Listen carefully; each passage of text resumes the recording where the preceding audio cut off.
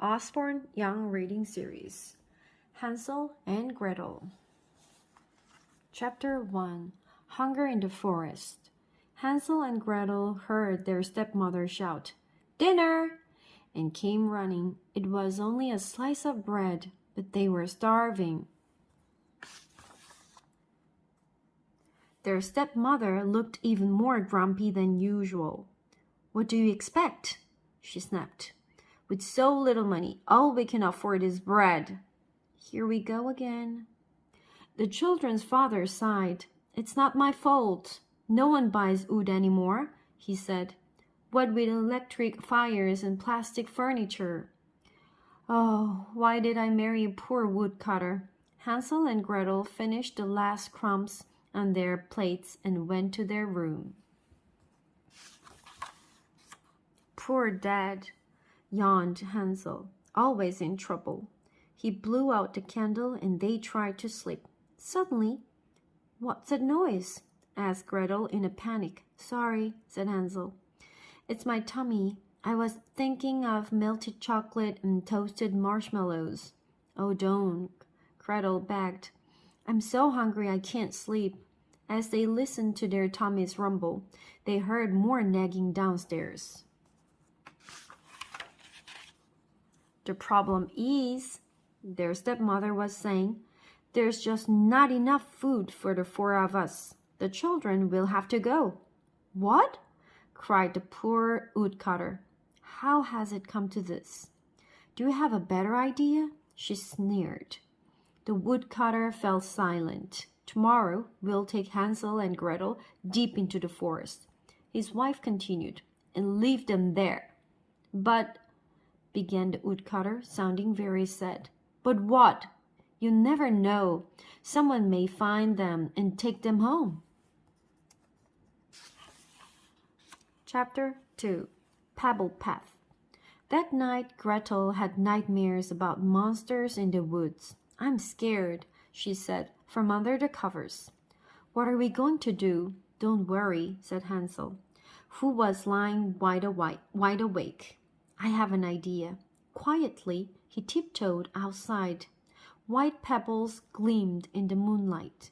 He collected as many as he could and stuffed them into his pockets. "Wake up, my little sugar plums," called the stepmother, soon after dawn. "We're going on a lovely walk today." Hansel squeezed Gretel's hand as they left the house, pretending they knew nothing. "Hurry up, Hansel," said his stepmother after a while. She didn't see him drop pebbles one by one behind him. The sad woodcutter walked on ahead, his head down and his shoulders hunched. "Perhaps the children should rest," said the stepmother finally. They were standing in a gloomy clearing. "You two sit here while your father and I cut some wood." "I'll make your fire first," said the woodcutter. "Come on," called his wife impatiently, and she dragged her husband into the forest. "We'll be back soon." "Oh no, we won't." A ghostly mist hung over the clearing.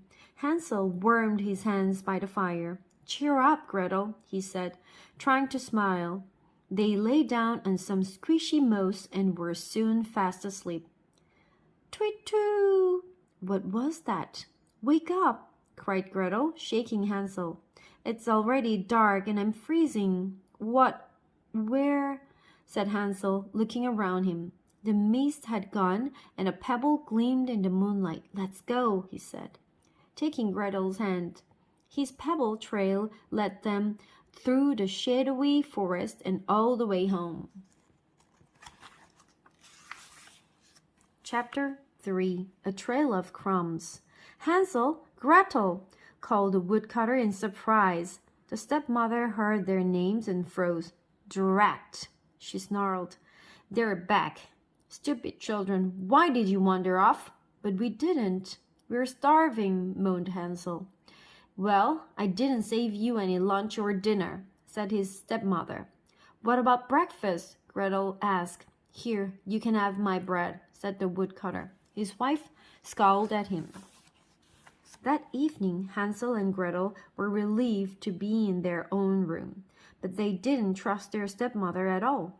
What's she saying, Hansel? With his ear to the door, Hansel heard the stepmother's voice grow louder. We'll take them deeper into the forest this time, she declared. They will never find their way out. You heartless woman, muttered the woodcutter. What? She barked. Do you want us all to starve? Of course not. Then shut up. Hansel and Gretel lay trembling in their beds. When all was quiet, Hansel crept off to find more pebbles. But he couldn't open the front door. His stepmother must have locked it. What do I do now? Wakey, wakey, rise and shine, said the stepmother early next morning. She forced Hansel and Gretel out of bed, gave them a slice of stale bread to share, and marched them into the forest. Hansel's tummy was grumbling, but he didn't eat his half of the bread. Instead, he crumbled it along the way to leave a second trail. Soon the trees were so thick they blocked out the sky. Another lovely place for a rest, said their stepmother cheerfully. The woodcutter sighed and made a fire. He couldn't bear to look at his children. Don't panic, Hansel said to Gretel when they were alone. We can follow the breadcrumbs home. He turned to see a blackbird pecking at a crumb. Shoo! He cried, chasing the bird away. A woodpecker swooped down and took another crumb. No! Shouted Hansel. Birds twittered from every tree. Hansel and Gretel looked for more crumbs, but not a single one was left. What do we do now? Asked Gretel, shivering. I'll think of something. Chapter 4. The Hidden House. By morning, Hansel still didn't have a plan. Let's just walk until we find the edge of the forest, suggested Gretel. All day they walked, past tall trees and spiky branches. Night fell, and still they stumbled on. By the following morning, they were faint from hunger. The spooky forest seemed to go on forever. At noon, they finally staggered into a clearing. There, in the distance, stood a little house. Let's see if anyone's in, said Gretel. They might give us some food. As the pair neared the house, a delicious smell wafted past. Freshly baked cakes, cried Gretel. She ran closer and gasped. The walls were made from chunks of cake, and the roof was glistening chocolate. Pink sponge bricks. It looks scrumptious, she said, hardly believing her eyes. And tastes even better, mumbled Hansel, already munching on a windowsill. Even the windows smell sweet. Gretel licked one. It's sugar and a gingerbread door. Hansel was trying to bite off the toffee apple door knocker when the door flew open. Ah! He yelled, as an old woman hobbled out. She was as wide as a barrel and uglier than a toad. Her bulging eyes fixed on the two children, and she smiled, showing her rotten teeth. Enjoying my house, are you? She croaked. Yes, it's delicious. Delightful, said Gretel, quickly wiping chocolate from her face. You must come inside, said the old woman. I love visitors. Chapter 5. Treat. Hansel and Gretel couldn't believe their luck. In seconds, the kind woman laid out a magnificent meal for them. Would you like to stay the night? She asked. Hansel and Gretel could only nod. Their mouths were full of cookies and candy. Our tummies won't keep us awake tonight.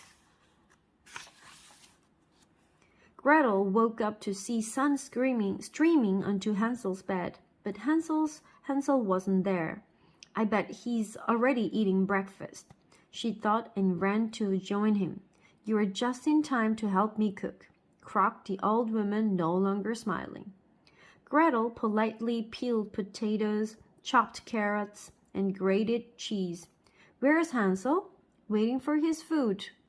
The ugly woman bossed Gretel around all morning until she had prepared a feast. Now put it through the hatch in the shed outside, the woman ordered.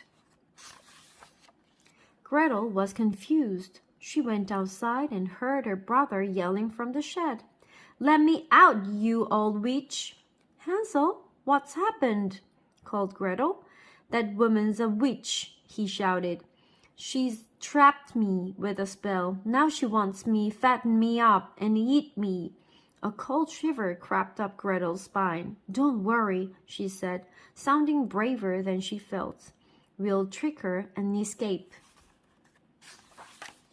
Chapter 6. Into the Oven. That evening the witch hobbled over to Hansel's shed. Hold out your finger, she shouted. Show me how plump you are. She reached into the hatch, and Hansel held up a twig. Dear me, sighed the witch. You're all bone. Eat more, boy. For days she made poor Gretel cook enormous meals. Hansel ate every mouthful, but his twig finger never got any fatter. Hansel and Gretel's plan was working, but the witch was growing impatient. Plump or skinny, I'll eating your brother tomorrow, she announced one evening. No, Gretel lay awake all night. I won't let that horrible witch near my brother, she thought. Gretel, the witch shouted at dawn. Get inside the oven and check how warm it is. No, Gretel replied. What? Cried the witch. I can't fit in there. Of course you can, you silly little brat. No, really, I think my head's too big. By now, the witch was very annoyed. My oven is huge, she said. Look, even I can fit inside. And with a puff and a pant, she clambered in. Easy! Quick as a flash, Gretel slammed the oven door shut. As the wicked witch frizzled in her own oven, her spell on the shed was broken. Gretel, called Hansel, running into the house. You've saved me, and I've cooked the witch. Safe at last, Hansel and Gretel searched the witch's house for goodies. They took some jewels and a basket of snacks, then set off into the trees. Taking pity on Hansel and Gretel, the birds showed them the way home. The woodcutter was overjoyed to see them. As for their stepmother, she wasn't there. She left me to live in a new brick house. Look, Dad, said Gretel, showing him the jewels. You don't need to worry now. We can have a feast every night, and a new toffee door knocker each day, added Hansel. The end.